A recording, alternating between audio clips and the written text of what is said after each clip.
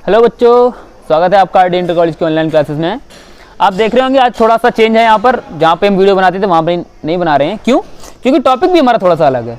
ठीक, last video पड़ी थी मेरी हिस्ट्री ऑफ ज़ीरो थी, उसके बाद फिर एक और वीडियो बनाई थी हमने थ्योरी ऑफ रिलेटिविटी के ऊपर, और आज का जो टॉपिक है वो है ग्रेविटेशन के ऊपर। ग्रेविटेशन यानी कि गुरुत्वाकर्षण। ठीक, गुरुत्वाकर्षण आप लोग जानते हैं कि गुरुत्वाकर्षण की खोज न्यूटन ने की थी। लेकिन क्या वाकई गुरुत्वाकर्षण की खोज न्यूटन ने की थी?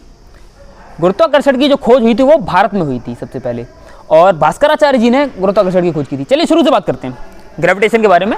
शुरू से सबसे पहले एक विद्वान थे वराहमिहिर नाम के। वराहमिहिर जी ने कहा था कि जो कोई फोर्स है जो हमारे शरीर को पृथ्वी से चिपकाए रखता है। मतलब वराहमिहिर जी पहले व्यक्ति थे ग्रेविटेशन के बारे में बात करने वाले, और उन्होंने कहा था कि कोई फोर्स है जो हमारे शरीर को पृथ्वी से चिपकाए रखता है। ठीक, लेकिन वो ये नहीं बता पाए कि वो कौन सा फोर्स है, कैसे चिपकाए रखता है। ठीक है, वो सारी चीज़ें एक्सप्लेन नहीं कर पाए। उसके बाद आए ब्रह्मगुप्त। मतलब वराहमिहिर जी के बाद ब्रह्मगुप्त जी आए। उन्होंने ब्रह्मगुप्त के बारे में मैंने आपको बताया था एक वीडियो में, हिस्ट्री ऑफ ज़ीरो में। ठीक है, मैंने बताया था कि अगर आप गूगल पे सर्च करेंगे हु इन्वेंटेड ज़ीरो तो वहाँ पर ब्रह्मगुप्त का नाम आता है। ठीक, तो आप वो वीडियो देख लीजिए अगर आपने नहीं देखा है तो। ठीक है, ब्रह्मगुप्त के बारे में और भी डिटेल आपको मिल जाएगी। तो ब्रह्मगुप्त जी ने कहा था कि पृथ्वी जो है वो गोल है, हमारी पृथ्वी गोल है, और इसका नेचर है चीज़ों को अपनी ओर अट्रैक्ट करने का, अपनी तरफ आकर्षित करने का नेचर है पृथ्वी का। ठीक है, और ये क्यों अट्रैक्ट करती है, कैसे अट्रैक्ट करती है, ये सारी चीज़ें वो एक्सप्लेन नहीं कर पाए। ठीक, चलिए ब्रह्मगुप्त के बाद फिर बात आती है भास्कराचार्य की। भास्कराचार्य जी थे जिन्होंने ग्रेविटेशन को डिस्कवर किया, मतलब ग्रेविटेशन की खोज करने वाले व्यक्ति भास्कराचार्य थे। ठीक है, अब कैसे? भास्कराचार्य जी की एक बुक है सिद्धांत शिरोमणि। ठीक है, सिद्धांत शिरोमणि में उन्होंने लिखा है, उन्होंने एक डिस्क्रिप्शन, मतलब तो एक जगह पे लिखा हुआ है कि उनकी बेटी ने उनसे सवाल पूछा कि पिताजी ये पृथ्वी कैसे टिकी हुई है। तो उन्होंने कहा कि कुछ लोग कहते हैं कि पृथ्वी शेषनाग के फन पे टिकी हुई है, कुछ लोग कहते हैं पृथ्वी गाय के सींग पे टिकी हुई है, लेकिन ये सच नहीं है। अगर ऐसा है तो शेषनाग का फन, मतलब शेषनाग के फन पे टिकी हुई है तो शेषनाग किस पे टिके हुए हैं? गाय के सींग पे टिकी हुई है तो गाय किस पे टिकी हुई है? ठीक है, तो इस तरह तो सवाल पे सवाल खड़े होते रहेंगे। तो उनकी बेटी ने पूछा कि इसका सही जवाब क्या है? तो भास्कराचार्य जी बोले कि पृथ्वी जो है, पृथ्वी का एक गुण है, वो सारी चीज़ों को अपनी ओर आकर्षित करती है, जिसे गुरुत्वाकर्षण कहते हैं। ठीक है, उन्होंने नाम दिया इसे गुरुत्वाकर्षण। ठीक, गुरुत्व आकर्षण मतलब चीज़ों को अपनी ओर आकर्षित करने की क्षमता, गुरुत्व के द्वारा अपनी ओर आकर्षित करने की क्षमता गुरुत्वाकर्षण। ठीक है, पृथ्वी जो है हमारा ग्रह, इसका एक नेचर है, इसकी प्रकृति है चीज़ों को अपनी ओर आकर्षित करने की। ठीक है, अब हमारे ग्रह की तरह ही बाकी ग्रह जो हैं उन सभी का भी नेचर है चीज़ों को अपनी ओर आकर्षित करने का, सभी का कुछ ना कुछ गुरुत्वाकर्षण होता है सभी ग्रह में। ठीक, तो पृथ्वी जो स्पेस में है, मतलब अंतरिक्ष में पृथ्वी है, उसके चारों तरफ और भी ग्रह हैं। ठीक है, बहुत सारे ग्रह हैं, तो सारे ग्रह फोर्स लगाते हैं चीज़ों पर अपनी ओर आकर्षित करने के लिए। तो जो जितने भी ग्रह हैं अंतरिक्ष में, जितने भी ग्रह टिके हुए हैं, उन सभी पे चारों तरफ से एक बैलेंस्ड ग्रेविटेशनल फोर्स लग रहा है। बैलेंस्ड ग्रेविटेशनल फोर्स मतलब ऐसा कि वो ग्रह जो है वो बैलेंस, मतलब रुक सके उस जगह पे, अंतरिक्ष में होल्ड कर सके, रुक सके। ठीक है, तो वहां से भास्कराचार्य जी ने गुरुत्वाकर्षण के सिद्धांत का प्रतिपादन किया। ठीक, अब मॉडर्न साइंस में हम क्या पढ़ते हैं? अब बात करते हैं मॉडर्न साइंस की। ठीक है, ये तो ग्रेविटेशन की हिस्ट्री थी, अभी खैर हिस्ट्री और भी है। मॉडर्न साइंस में क्या पढ़ते हैं? मॉडर्न साइंस में ग्रेविटेशन की शुरुआत होती है निकोलस कोपरनिकस से। ठीक, कोपरनिकस ने कहा था कि जो सूर्य है वो एक वृत्त का केंद्र है, और वो वृत्त क्या है? वृत्त वो है जिस पर सारे ग्रह चक्कर लगाते हैं। मतलब उन्होंने, कोपरनिकस ने कहा कि प्रत्येक ग्रह एक वृत्ताकार कक्षा में सूर्य का चक्कर लगाता है। ठीक है, सूर्य का चक्कर लगाता है, और सूर्य जो है वो सेंटर पे रहता है। ठीक है, सूर्य का चक्कर लगा रहा है तो वो सूर्य सेंटर पे रहता है। और उन्होंने कहा कि पृथ्वी सूर्य का चक्कर लगाती है और चंद्रमा पृथ्वी का चक्कर लगाता है। ठीक, तो इस तरह उन्होंने, ये कोपरनिकस ने इतनी बात बोली। ठीक है, लेकिन वो ये नहीं बता पाए कि ऐसा होता क्यों है। ठीक, मतलब क्यों चक्कर लगाते हैं सारे, ऐसा होता क्यों, ये नहीं बता पाए। उसके बाद उनकी इस थ्योरी को दोबारा बल मिला जब गैलीलियो ने टेलीस्कोप का आविष्कार किया। गैलीलियो ने टेलीस्कोप का आविष्कार किया था, और गैलीलियो की बात आई है तो मैं आपको यहाँ पे बता दूं, गैलीलियो को मॉडर्न साइंस का जनक कहा जाता है। ठीक है, father of modern science is Galileo Galilei. ठीक है, गैलीलियो का एक और एक्सपेरिमेंट जो अरस्तू ने कहा था कि भारी चीज़ और हल्की चीज़ को अगर ऊपर से फेंकेंगे तो भारी चीज़ पहले नीचे गिरेगी, हल्की चीज़ बाद में गिरेगी, ये अरस्तू ने बोला था। तो इस एक्सपेरिमेंट को गलत प्रूव करने के लिए गैलीलियो पीसा की झुकी हुई मीनार, आपने सुना होगा, पीसा की झुकी हुई मीनार पर चढ़ गए जाके, और वहां पर जाकर उन्होंने बताया कि भारी चीज और हल्की चीज को, मतलब उन्होंने बताया नहीं, वहां से फेंकी, एक भारी चीज और एक हल्की चीज फेंकी और दोनों ही एक साथ जमीन पे आके गिरी। ठीक है, तो उन्होंने कहा कि अरस्तु ने जो बोला था वो गलत है, भारी चीज और हल्की चीज को एक साथ फेंकने पर दोनों साथ साथ ही नीचे आती हैं। खैर वो अलग एक्सपेरिमेंट है। गैलीलियो के यहाँ पे टेलीस्कोप की बात कर रहे हैं। गैलीलियो ने टेलीस्कोप से एक नया ग्रह खोजा, कौन सा? बृहस्पति।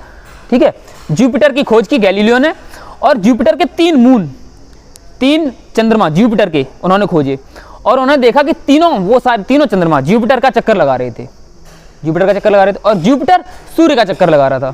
ठीक, और उन्होंने देखा कि सूर्य जो है सभी ग्रहों के सेंटर में है। तो उन्होंने कहा कि जो कोपरनिकस ने बोला था वो बात बिल्कुल सही थी, सूर्य सेंटर में है, सारे ग्रह सूर्य का चक्कर लगाते हैं।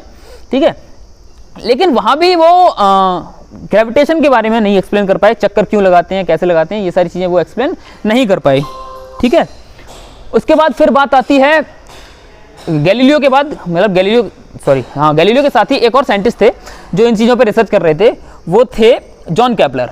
ठीक है, जॉन केपलर ने देखा, मतलब गैलीलियो की बात सुनी उन्होंने, कोपरनिकस की बात सुनी, तो वो देख रहे थे कि हाँ सारे ग्रह जो हैं सूर्य का चक्कर लगा रहे हैं, लेकिन वो एक ग्रह को देखकर थोड़े से कंफ्यूज हो रहे थे, जो था मंगल, मार्स।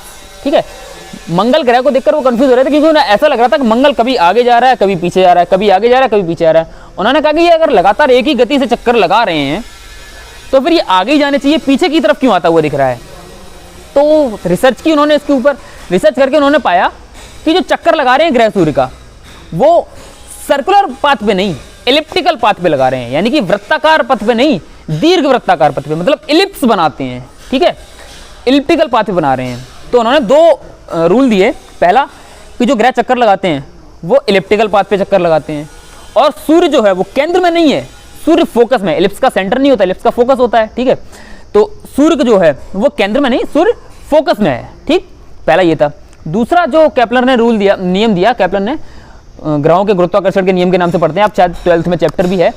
तो दूसरा नियम जो दिया था वो ये था कि सभी ग्रह सूर्य का चक्कर लगाते हैं, और सूर्य के पास जब ग्रह आते हैं तो उनकी स्पीड, मतलब चक्कर लगाने की गति तेज हो जाती है। सूर्य के पास जब आते हैं तो चक्कर लगाने की गति तेज हो जाती है, सूर्य से दूर जाते हैं तो चक्कर लगाने की गति धीमी हो जाती है। ठीक है, सूर्य के पास आने पर गति तेज हो जाती है, सूर्य से दूर जाने पर गति धीमी हो जाती है। इसे याद रखने के लिए आप ऐसे भी याद रख सकते हैं, क्योंकि सूरज गर्म होता है। ठीक है, गर्म चीज के पास जाएंगे कोई भी, तो वहां से जल्दी हटने की कोशिश करेगा, तो ग्रह सूर्य के पास जाते हैं तो जल्दी हटने के लिए वहां से तेजी से निकलते हैं। ठीक है, फिर दूर पहुंचकर फिर धीरे घूमने लगते हैं। ये केवल याद करने के लिए, ऐसा है नहीं। ठीक है, और ये चीज उन्होंने बताई कि सारे ग्रह सूर्य के पास आते हैं तो उनकी स्पीड तेज हो जाती है, और दूर जाते हैं तो स्पीड कम हो जाती है, यानी कि जो ग्रहों की गति है वो कांस्टेंट नहीं है। ठीक, कांस्टेंट गति से चक्कर नहीं लगाते हैं सूर्य। ठीक है, कोपरनिकस ने ये सारी चीजें बताई। उसके बाद 1642 सन 1642 में जन्म हुआ न्यूटन का। ठीक है, न्यूटन के बारे में कहा जाता है कि ये गैलीलियो गैलीली का पुनर्जन्म था। क्यों? क्योंकि 1642 में ही गैलीलियो गैलीली की डेथ हुई थी और उसी सन में न्यूटन का जन्म हुआ था। ठीक, और न्यूटन बहुत ही ब्रिलियंट साइंटिस्ट थे। आइंस्टीन के आने तक शायद कोई साइंटिस्ट न्यूटन के लेवल को मैच नहीं कर सका था, इतने ब्रिलियंट साइंटिस्ट थे। न्यूटन जब पैदा हुए थे तो वो बहुत ही ज़्यादा कमज़ोर थे, मतलब इतने ज़्यादा कमज़ोर थे कि उन्हें रुई से दूध पिलाया जाता था, कॉटन होती है ना, उससे दूध पिलाया जाता था, मतलब मरने की हालत में थे पैदा होते ही। लेकिन किसी तरह वो सर्वाइव कर पाए। सर्वाइव इसीलिए कर पाए क्योंकि शायद उन्हें दुनिया को बदलना था। उनके लॉज ऑफ मोशन, और उन्होंने जो मैथ में भी जो आप कैलकुलस पढ़ते हैं वो भी न्यूटन का ही बनाया हुआ है। ठीक है, सारी चीज़ें, मतलब बहुत कुछ दिया है उन्होंने एजुकेशन के एरिया में। ठीक है, एजुकेशन के फील्ड में, सॉरी। ठीक, तो न्यूटन ने 1642 में इनका जन्म हुआ था। न्यूटन ने सोचा, ये सारी चीज़ें देखी थी न्यूटन ने, मतलब जो पुराने कॉन्सेप्ट थे वो सारे पढ़े, और उन्होंने सोचा कि ऐसा क्यों हो रहा है कि सारे ग्रह सूर्य का चक्कर लगा रहे हैं और सूर्य ग्रह का चक्कर क्यों नहीं लगा रहा। ठीक है, उन्होंने ये भी सोचा कि ये चंद्रमा है पृथ्वी का चक्कर लगा रहा है, पृथ्वी चंद्रमा का चक्कर क्यों नहीं लगा रही। ठीक, ये सारी चीज़ें थी जो उन्हें कंफ्यूज कर रही थी। तो रिसर्च करते करते करते करते उन्होंने एक निष्कर्ष पे पहुंचे, कंक्लूजन निकाला कि अगर मास ज़्यादा है, जैसे कि पृथ्वी का मास चंद्रमा से ज़्यादा है, मास यानी कि द्रव्यमान, ठीक है, पृथ्वी का द्रव्यमान चंद्रमा से ज़्यादा है, तो चंद्रमा पृथ्वी का चक्कर लगा रहा है क्योंकि पृथ्वी का द्रव्यमान चंद्रमा से ज़्यादा है। पृथ्वी जो है वो चंद्रमा पर फोर्स लगा रही है। ठीक है, अगर कोई बाहर से फोर्स ना लग रहा हो तो ग्रह सीधे चलते रहें, पाथ चेंज करके घूमे ना, है ना। बाहर से फोर्स ना लगे तो ग्रह एक सीधी लाइन में जा रहे हैं तो सीधी लाइन में निकल जाएं। घूम क्यों रहे हैं ये? ये चीज़ उनके दिमाग में चल रही थी। उन्होंने देखा कि जिसका मास ज़्यादा है वो दूसरे प्लेनेट पर फोर्स लगा रहा है, यानी कि पृथ्वी का मास ज़्यादा है, वो चंद्रमा पर फोर्स लगा रही है और चंद्रमा पृथ्वी के चारों तरफ घूम रहा है। सूर्य का मास ज़्यादा है, द्रव्यमान ज़्यादा है, वो पृथ्वी पर फोर्स लगा रहा है और पृथ्वी सूर्य के चारों तरफ घूम रही है। ठीक है, ये सारी चीज़ें उन्होंने समझी और इसके बाद निष्कर्ष निकाला कि जो ग्रेविटेशन फोर्स है, गुरुत्वाकर्षण बल जो है, जो ग्रह एक दूसरे पर लगाते हैं, पृथ्वी सभी चीज़ों पर लगाती है, वो डिपेंड करता है मास पे यानी कि द्रव्यमान पे और डिस्टेंस पे, दूरी पे। आपने फॉर्मूला पढ़ा होगा F = G m1m2/r²। ये ग्रेविटेशन फोर्स का फॉर्मूला है। G यहाँ पर ग्रेविटेशनल कांस्टेंट है, m1 यानी किसी एक पदार्थ का मास, m2 दूसरे पदार्थ का मास और r² उनके बीच की दूरी का वर्ग।